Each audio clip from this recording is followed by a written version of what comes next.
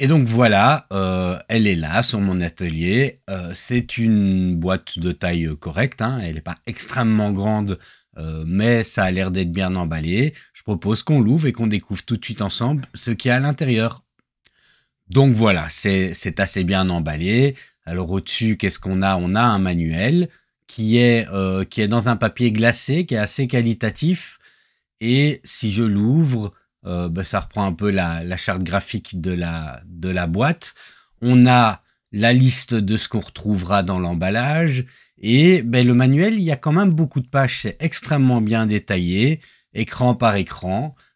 C'est pas courant de trouver ça dans les imprimantes 3D ces derniers temps. En général, c'est beaucoup plus succinct que ça.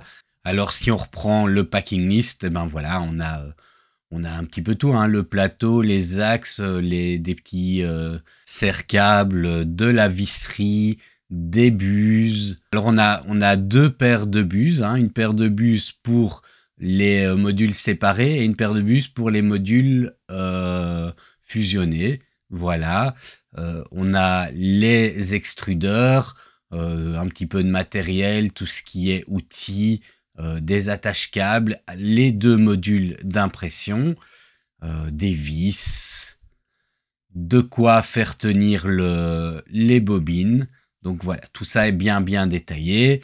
Et si on continue à regarder, on a une description bien détaillée de l'imprimante et des différentes fonctions. Donc voilà, hein, je donne un bon point en tout cas pour le manuel.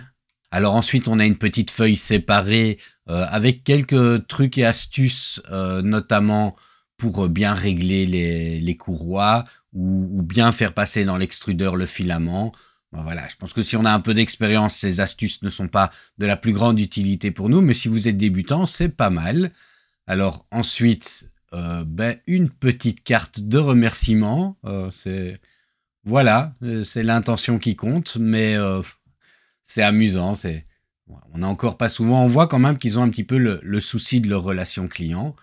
Alors après, si on ouvre, on a une première couche avec une première couche de protection plastique. On va retrouver le câble d'alimentation. C'est bien un câble européen. C'est pas mal déjà. Alors, nous avons quoi d'autre? Nous avons là un premier module d'impression. Ça, c'est le module d'impression de couleurs séparées. Voilà. Et c'est comme ça que ça présente. C'est solide. C'est en métal. Alors, sauf ici, cette petite pièce qui est imprimée en plastique. D'ailleurs, on le voit, il y a des petites traits d'impression. Voilà.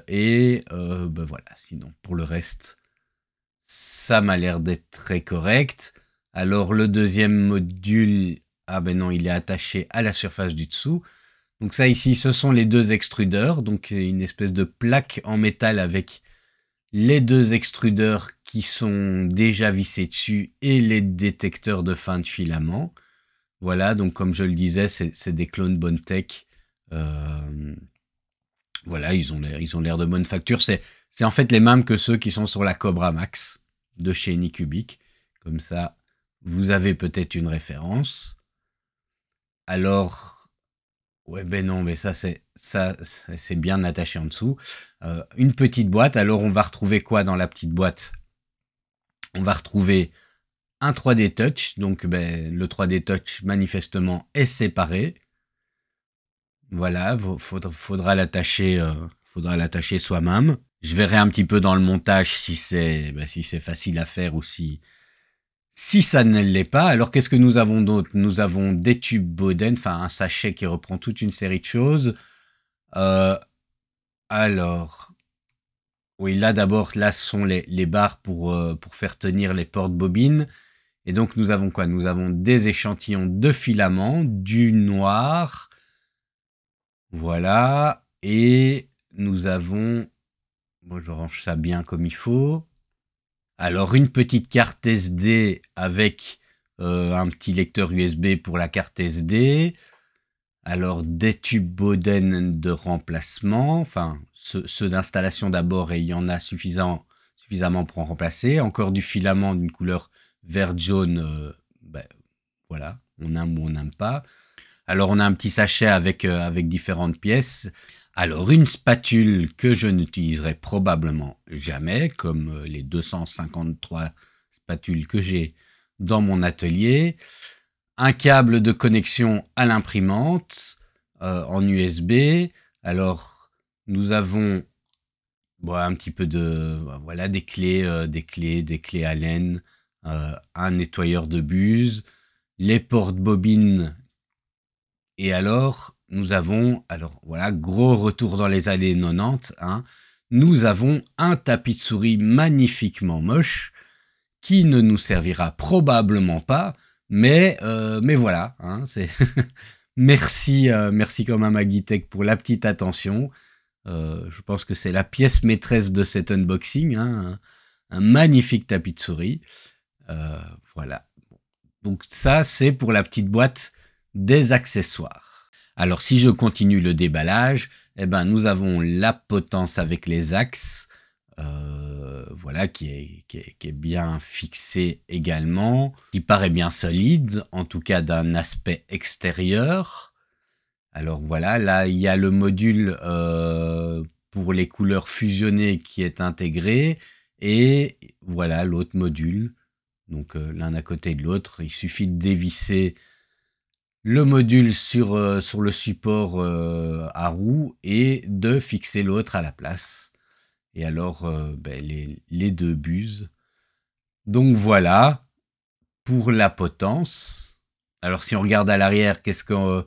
On a les doubles axes Z, qui sont bien graissés d'origine. Et dernier étage du carton, voilà, s'il veut bien venir, donc c'est bien emballé. On a à l'arrière donc la plaque de construction qui est métallique avec une surface plastique sur le dessus, voilà, et ça tient bien, c'est un bon magnétisme, ça ne bougera pas. Et alors, nous avons la base de l'imprimante avec le plateau et le moteur. Donc voilà. Alors, une fois tout déballé, on a tout ça sur l'atelier. Donc voilà, hein, quand même pas mal de pièces. Alors, si je regarde de plus près l'imprimante en elle-même, nous avons quoi? Le port micro SD, la prise USB, et voilà, hein, tout paraît bien stable. Je propose donc maintenant de passer au montage et à la mise en route de la machine.